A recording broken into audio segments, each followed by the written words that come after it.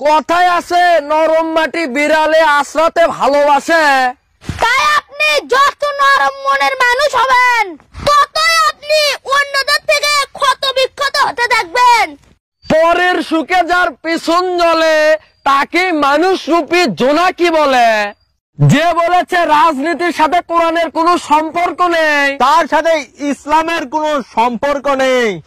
টাকার জোরে অনেকে সৌদি আরবে গিয়ে হজ করে আসে, কিন্তু ঈমানের জোরে বাড়ির পাশে মসজিদে গিয়ে 5 ওয়াক্ত নামাজ পড়তে পারে না। হাইরে মুসল্লি রে।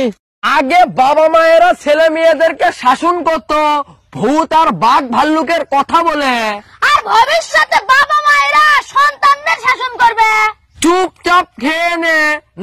আদিম যুগে স্বামী স্ত্রীর ঝগড়া থেকে পাথর নিয়ে হাতাহাতি হওয়ার সময় ঠোকা ঠুকিতে প্রথম আগুন জ্বলে ওঠে। এইভাবে সংসারে আগুন লাগানো দিয়ে আগুনের আবিষ্কার হয়। আমরা 3 মিনিটের গানে শান্তি খুঁজি, অথচ সেটা জাহান্নামের আগুন ছাড়া কিছুই দেবে না। অথচ প্রত্যেকটা মসজিদে শান্তি। সন্তান যখন দুনিয়ার সম্পদ দ্বারা ধনী হয়ে যায়, পিতা মাতা তখন ভয়ে ভয়ে কথা বলে যাতে সন্তান অসন্তুষ্ট না হয়। সন্তান যখন ঈমানের দৌলত দ্বারা ধনী হয়ে যায় তখন সন্তান ভয়ে ভয়ে কথা বলে যাতে পিতা মাতা অসন্তুষ্ট না হয়। যারা প্রকৃত আলেমদের মনে কষ্ট দেয় তারা নিজে মারা যাওয়ার পর খালার কাছে যান, শূন্য পকেটে রাস্তায় বের হন, কালো চেহারা নিয়ে প্রেম করতে যান।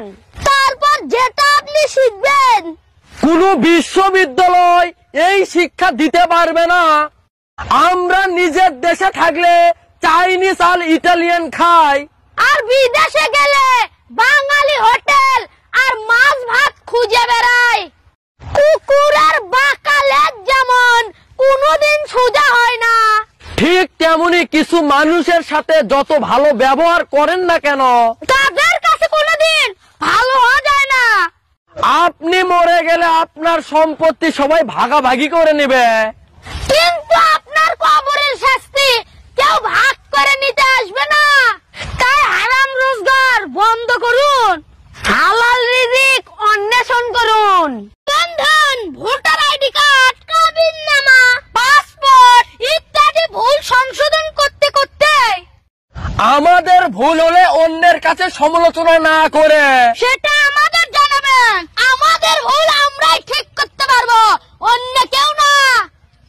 পৃথিবীর সবচাইতে কঠিন কাজ হলো নিজে সংশোধন হওয়া, আর সবচাইতে সহজ কাজ হলো অন্যের সমালোচনা করা। মাটির উপরে আহলে হাদিস, তাবলীগ, মুহাম্মাদি আরো অনেক কিছু, কিন্তু মাটির নিচে কোনো ঝামেলা নাই। ঠিক, মানুষ বিলুপ্ত হয়নি, বিলুপ্ত হয়েছে মানুষের মনুষ্যত্ব। ঠিক তেমনি ভালোবাসা বিলুপ্ত হয়নি, বিলুপ্ত হয়েছে বিশ্বস্ততা। আমাদের দেশে যে পরিমাণ ওয়াজ মাহফিল হয় তা পৃথিবীর ইতিহাসে বিরল। কিছু ওয়াজ মাহফিলের বক্তারা ওয়াজ করতে যায় না। কিছু লোক আছে হাই রে হাই, অন্যের ভালো দেখলে তার শরীর জ্বলে যায়। ওর এত আছে, আমার কেন নাই?